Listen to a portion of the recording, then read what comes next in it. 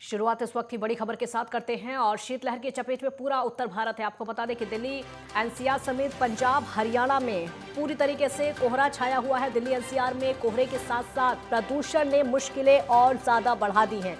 कोहरे और प्रदूषण की वजह से विजिबिलिटी कम हुई है। मौसम विभाग ने जारी किया है ठंड का अलर्ट। दिल्ली समेत दूसरे राज्यों में कोहरे का अलर्ट जारी किया गया है। यूपी में अगले 2 दिन हो सकती है हल्की बारिश।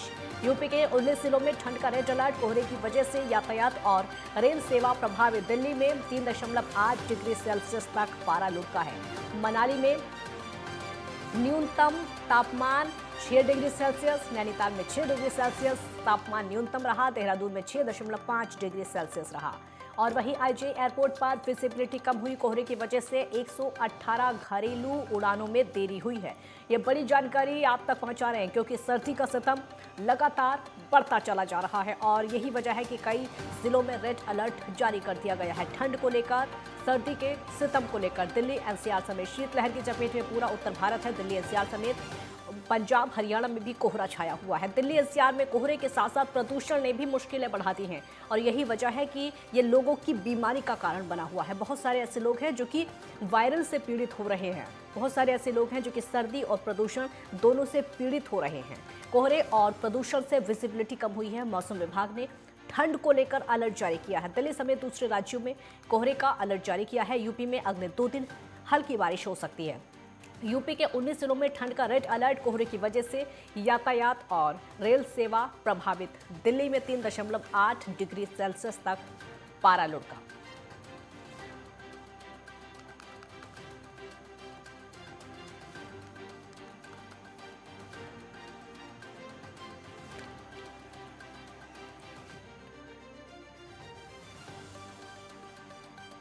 और हमारे साथ इस समय अलग अलग राज्यों से संवाददाता जुड़े हुए हैं जो कि ठंड की जानकारी देंगे। कौन से राज्य में कैसी ठंड इस समय हो रही है। चंडीगढ़ से हमारे साथ ईशा ठाकुर जुड़ी हुई है, नरेश ढाकरे भी हमारे साथ जुड़े हुए हैं और भी बहुत सारे संवाददाता जुड़ेंगे। ईशा, पहले आप ही का रुख करूंगी, कैसी ठंड वहां पर हो रही है बताइए।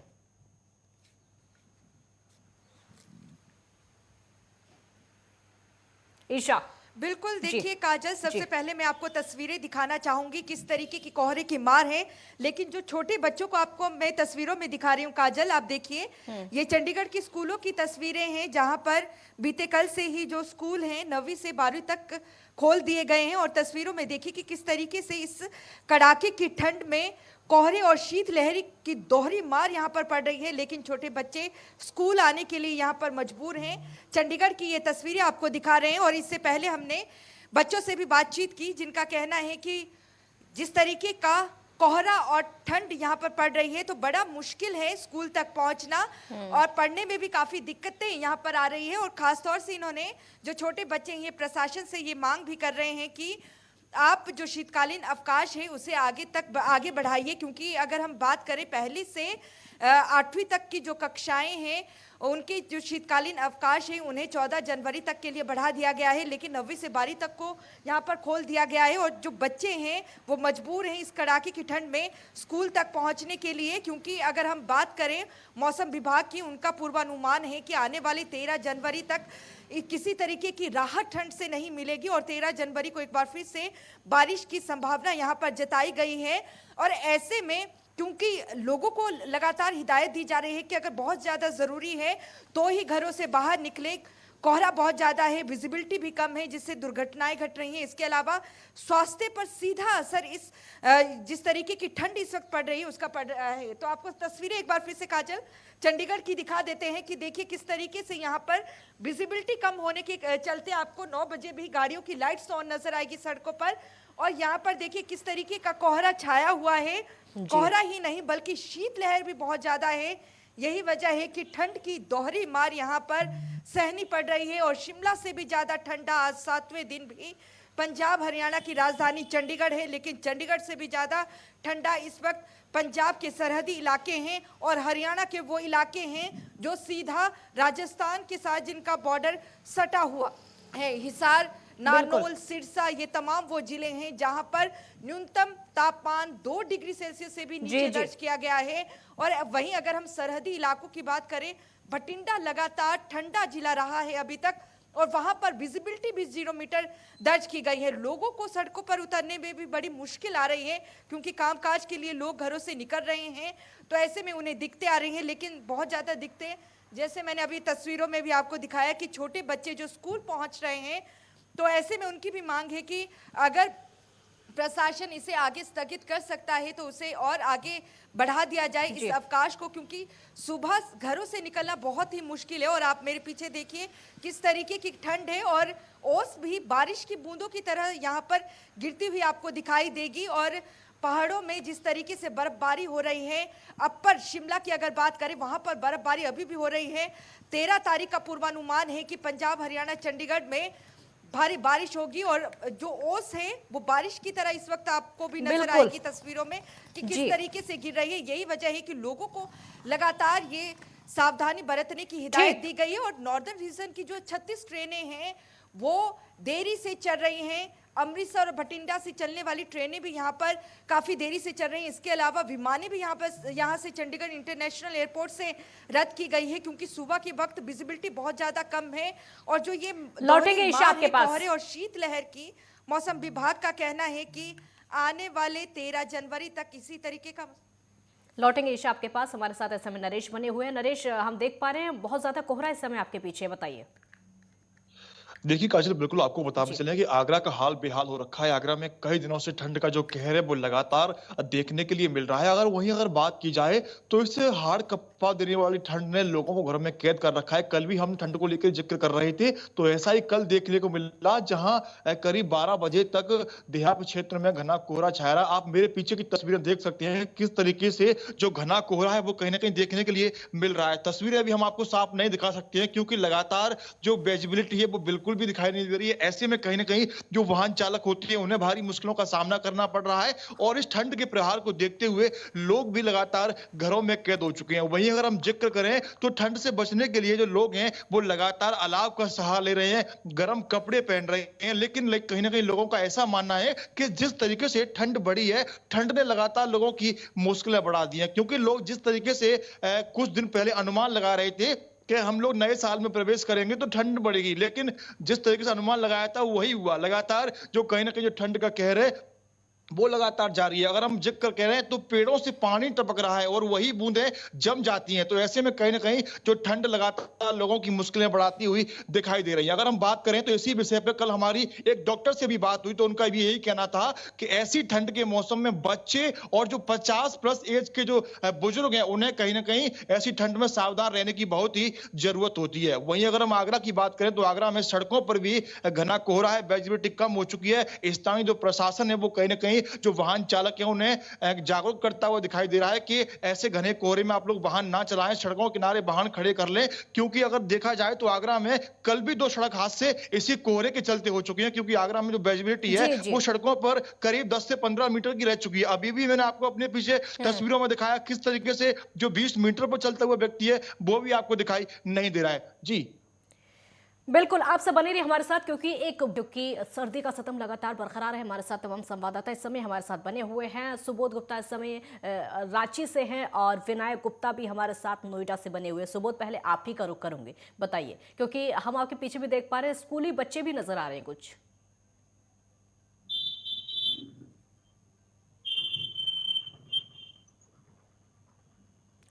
सुबोध, देखिए झारखंड का जो मौसम है लगातार अब 15 जनवरी तक राहत मिलने वाला नहीं है।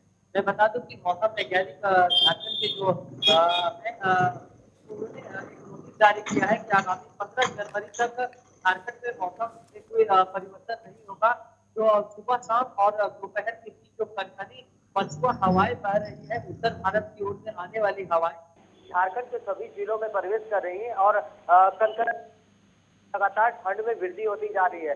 हालांकि झारखंड का जो वर्तमान ठंड के मौसम में जो न्यूनतम तापमान है वह 0 डिग्री सेल्सियस, जो झारखंड का सबसे ठंडा स्थान मैकलुस्कीगंज बताया जाता है और कांकेर क्षेत्र बताया जाता है, वहां पे 0 डिग्री और कभी कभी तो माइनस में तापमान चला जाता है।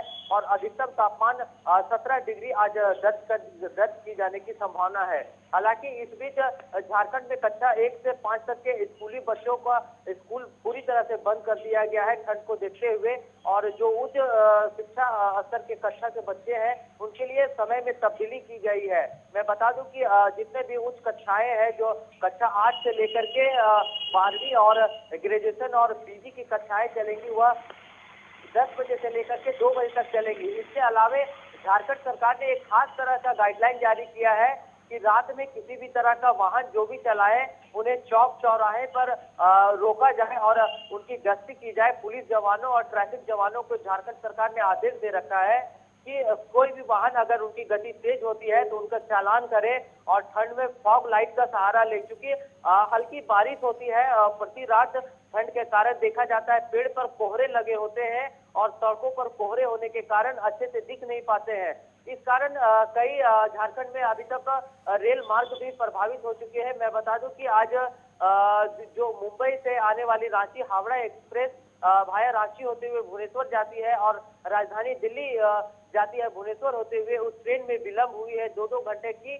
उन ट्रेनों को रांची पहुंचने से पहले ही रोक दिया गया क्योंकि रांची के विभिन्न क्षेत्रों में सुबह 5 बजे से लेकर के 8 बजे तक घने कोहरे देखे गए हैं और लगातार विमानों की जो उड़ानें हैं देर रात्रि तक रद्द करने की भी संभावना बताई गई है। आज कहा गया है मौसम वैज्ञानिक की ओर से कि किसी भी विमान का जो उड़ान है, चूंकि रात्रि में देर रात्रि तक बारिश की संभावना है, काफी तेज बारिश की संभावना। हालांकि धूप की किरणें जो है लगातार झारखंड में निकल रही है जिससे थोड़ी बहुत ठंड से राहत मिल रही है, लेकिन जो झारखंड में कनकनी पछुआ हवाएं बहती है उससे लोगों को ठंड काफी महसूस होता है। लोग गर्म कपड़े के इस्तेमाल कर रहे हैं। इसके अलावे झारखंड सरकार ने एक सबसे सहूलियत पहल किया है कि राजधानी क्षेत्र के अलावे विभिन्न जिलों में अलाव की व्यवस्था का निर्देश दिया है और अलाव प्रत्येक चौक चौराहों पर जलाया जाता है, मोटी मोटी लकड़ियों को जलाई जाती है जिससे सुबोध, हम देख पा रहे हैं कि कुछ स्कूली बच्चे भी स्कूल जा रहे हैं, हम आपके पीछे देख पा रहे हैं। क्या स्कूलों की छुट्टियां नहीं है? क्योंकि जिस तरीके का मौसम है उसको देखते हुए अब तो छुट्टियों को बढ़ा दिया गया है। जी, मैं काजल बता दूं कि अगले 14 जनवरी तक झारखंड सरकार और शिक्षा विभाग ने यह आदेश जारी कर रखा है। कक्षा 1 से 5 तक जितने भी सरकारी और गैर सरकारी स्कूलें हैं वह पूरी तरह से बंद कर दी गई है, लेकिन कक्षा 6 से लेकर 10 तक और 10 से 12वीं और उच्च शिक्षा की जितने भी कक्षाएं हैं सभी तरह की कक्षाएं पूर्व की भांति चलती रहेगी। हालांकि जो कक्षाएं 9 बजे से चलती थी अब वह 10 बजे से लेकर के 2 बजे तक चलेगी। जी बिल्कुल। और विनायक, आपका रुख करूंगी क्योंकि नोएडा में इस समय जितनी सर्दी हो रही है वो हम देख पा रहे हैं और आपके पीछे जो सड़कें हैं उससे पता चल रहा है बहुत कम लोग भी यहाँ पर नजर आ रहे हैं। इससे पता चलता है कि इस सर्दी में बहुत कम लोग घर से बाहर निकलते, बहुत ज्यादा जरूरी है तभी निकल पा रहे शायद। दिल्ली एनसीआर समेत जो नोएडा का क्षेत्र है वहां पर कड़ाके की ठंड पड़ रही है और लोग जो है अपने घरों से कम निकल करके आ रहे हैं। साथ ही साथ अगर बात लगता है विनायक संपर्क जी तेजी से बढ़ रहा है। हालांकि प्रदूषण का स्तर जो है बहुत तेजी से बढ़ रहा है। अगर एक्यूआई लेवल की बात करी जाए नोएडा और ग्रेटर नोएडा की तो जो आज है 350 और ग्रेटर नोएडा में 400 एक्यूआई लेवल है जो कि बिल्कुल रेड अलर्ट के अंदर में आता है। वहीं डॉक्टरों का भी साफ तौर पे कहना है कि इस जो कोहरा और शीतलहर के साथ जो हवा चल रही है वो बहुत ही हानिकारक है और कई सारी जो है बीमारियां इसमें फैल सकती है जो कि बच्चों और बुजुर्गों के लिए बहुत ही हानिकारक है। तो इसलिए डॉक्टरों का साफ तौर पे कहना है कि आधे से ज्यादा समय जो है घर के अंदर ही रहे जिससे कि उनको सुरक्षित रह सके और घर के अंदर में भी सारे गेट और दरवाजे बंद करके रखे।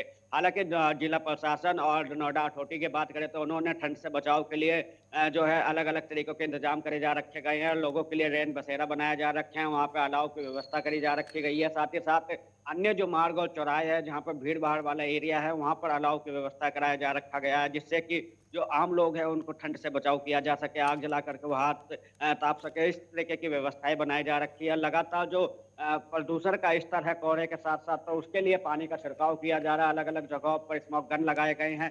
तो कहीं ना कहीं नोएडा प्रशासन की बात करें वो बिल्कुल चिंतित है क्योंकि जो कोहरा और प्रदूषण की दो तरफा मार चल रही है इससे लोगों को किस तरीके से बचाया जा सके। नोएडा अगर ट्रैफिक विभाग की बात करें तो उनकी तरफ से भी जो है रूट डाइवर्जन किया जा रखा है जिससे कि ज्यादा समय लोग जाम में ना फंस सके। गाइडलाइंस जारी करी जा रखी गई है क्योंकि कोहरा इतना घना हो रहा है जिसके कारण जो है कई सारे एक्सप्रेसवे पे एक्सीडेंटें हो रहे हैं और लोगों को बचाव के लिए जो है रेड टैपिंग भी लगाई जा रही है। जगह-जगह जो है साइन बोर्ड लगाए जा रहे हैं, स्पीड ब्रेकरें लगवाए गए हैं, जिससे कि जो है गाड़ियां तेज ना चले और जो दुर्घटनाओं से बचाया जा सके। तो कहीं न कहीं जो जिला प्रशासन है और नोएडा प्राधिकरण है, वो पूरी तरीके से प्रयास किया जा रहा है कि इस ठंड से लोगों को किस तरीके से बचाव किया जा सके। अलग-अलग जी। जगह पर अलाव की व्यवस्था की जाए जी। कि स्कूली बच्चों की बात करी जाए तो 1 से लेकर के 9 क्लास तक की जो है अभी तक छुट्टी करी जा रखी गई है और बोर्ड परीक्षा होने के कारण जो 9वीं से 12वीं तक के बच्चे हैं, उनकी स्टडी जो है खराब ना हो, उसके लिए लेकर के 10 बजे से लेकर के 3 बजे तक की क्लासेस शुरू करी जा रखी गई है, जिससे कि जो बच्चों का जो पढ़ाई का है वो कहीं न कहीं प्रभावित ना हो इस ठंड के कारण। तो इसलिए स्कूल खोले गए हैं। हालाँकि जो जिला प्रशासन है 3 से 4 दिन में जो मौसम विभाग ने जो अलर्ट जारी करा जा रखा है उत्तर प्रदेश के कई जिलों में, तो उसको लेकर के जिला प्रशासन का साफ तौर पे कहना है कि अगर इससे ज़्यादा ठंड पड़ेगी तो बोर्ड परीक्षाओं को भी ऑनलाइन कर दिया जाएगा, जिससे कि जो बिल्कुल। बच्चे हैं उनको बचाव किया जी। जा सके। बिल्कुल लौटेंगे आपके पास। नरेश, हम देख पा रहे हैं कि जितने भी राज्यों का हाल संवाददाता बता रहे हैं और आपके पीछे कोहरा बहुत ज्यादा नजर आ रहा है, तो क्या प्रशासन की तरफ से अलाव या फिर रैन बसेरों की व्यवस्था यहाँ पर की गई है? देखिए, बिल्कुल जिस तरीके से ठंड बढ़ी है तो कहीं न कहीं प्रशासन भी आगरा में अलर्ट जी। हुआ है। वहीं अगर हम बात करें तो जो निजी स्तर के जो कर्मचारी हैं उन्हें इसी काम पर लगाया गया है कि लगातार जो अलाव की व्यवस्था है वो की जाए। रैन बसेरों में क्या व्यवस्था है उसे देखा जाए, क्योंकि लगातार जो ठंड पड़ रही है और ऐसे में कई तस्वीरें हम लोगों ने ऐसी भी देखी जहाँ कई लोग ऐसे थे जो फुटपाथ पर सोते हुए पाए गए। लेकिन प्रशासन जब नेटवर्क 10 ने इस खबर को प्रमुखता पे कुछ दिन पूर्व दिखाया था, उस खबर का भी आगरा में एक जोरदार असर देखने को मिला है और उसके बाद लगातार आगरा में प्रशासन अलर्ट है। लगातार जो लोग हैं उन्हें रैन बसेरे में पहुंचाया जा रहा है और कहीं न कहीं इसका अच्छा खासा असर भी देखने के लिए मिल रहा है। लोग लगातार रैन बसेरों में पहुंच रहे हैं, क्योंकि आगरा में जो ठंड का स्तर है वो लगातार बढ़ता हुआ दिखाई दे रहा है। सूखी ठंड है, घना कोहरा है, तो कहीं न कहीं लगातार जो लोगों की मुश्किलें हैं वो बढ़ती हुई दिखाई दे रहे हैं। देखिए काजल, अगर हम बात करें तो आगरा में विद्यालय हैं उन्हें भी बंद रखा गया है। 14 जनवरी तक कक्षा 1 से लेकर कक्षा 8वीं तक के जो विद्यालय हैं वो बंद रहेंगे। वहीं अगर हम बात करें तो लगातार जो प्रशासन है वो लोगों को जागरूक कर रहा है कि ठंड का मौसम है, ठंड लगातार बढ़ रही है, ऐसे में कहीं न कहीं घरों में रहने की हिदायत दी जा रही है, क्योंकि डॉक्टर साहब कहते हैं जिस समय पर कोहरा होता है ऐसे में लोगों को कहीं न कहीं जो सांस के मरीज होते हैं उन्हें भारी मुश्किलों का सामना करना पड़ता है, क्योंकि कोहरे के चलते उन्हें सांस लेने में भारी मुश्किलों का सामना होता है। तो ऐसे में कहीं न कहीं जो प्रशासन है वो अलर्ट है और लगातार लोगों में ठंड को लेकर के जागरूकता फैलाई जा रही है। रैन बसेरों की व्यवस्था आगरा में फिलहाल ठीक-ठाक देखने के लिए मिल रही है। जी बिल्कुल, और जरूरी भी हो जाता है क्योंकि यूपी के 19 जिलों में रेड अलर्ट भी जारी किया गया है। ईशा, आपका रुख करूंगी, प्रशासन की तरफ से व्यवस्थाएं क्या क्या देखने को मिल रही हैं?